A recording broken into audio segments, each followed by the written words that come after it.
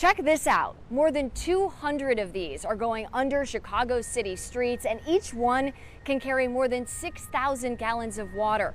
That's water that won't end up flooding homes and streets here on Chicago's west side. A neighborhood underwater. For years, we've told you about flooding here on Chicago's west side, the part of the city researchers say bears the brunt of flooding during extreme weather. Now help is on the way. Work happening to address the issue and keep water out of homes and streets across the area. You're looking at a $12 million underground stormwater storage project. 2 locations will ultimately store 1.4 million gallons of water. So what these projects do is it gives that water somewhere to go that otherwise would end up in people's basements. Brendan Schreiber says this work is a priority for the Chicago Department of Water Management.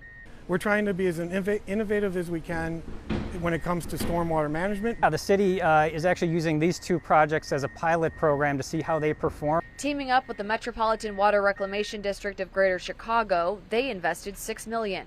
The goal? I'm told improving drainage and bolstering climate resilience while keeping environmental equity in mind. We've told you our changing climate means heavier rain events and more extreme weather that impacts parts of the city differently. This area was hardest hit in the summer of 2023, and the city decided to advance these types of projects shortly after. And while community leaders like Princess Shaw are happy to see work like this happening here on Chicago's west side, they want more preventative work done. We need to start thinking in a capacity of 20 to 25 years, especially with the sewer systems being almost 100 years old. Telling me this is long overdue. A lot of the plans that the city has, we are grateful for. But at the end of the day, it is well past time. This project will definitely be a help, and there's more to come.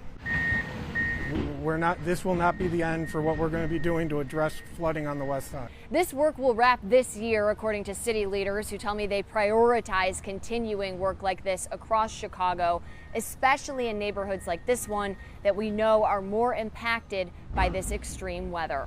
Reporting in the Austin neighborhood, I'm Molina, CBS News Chicago Investigators.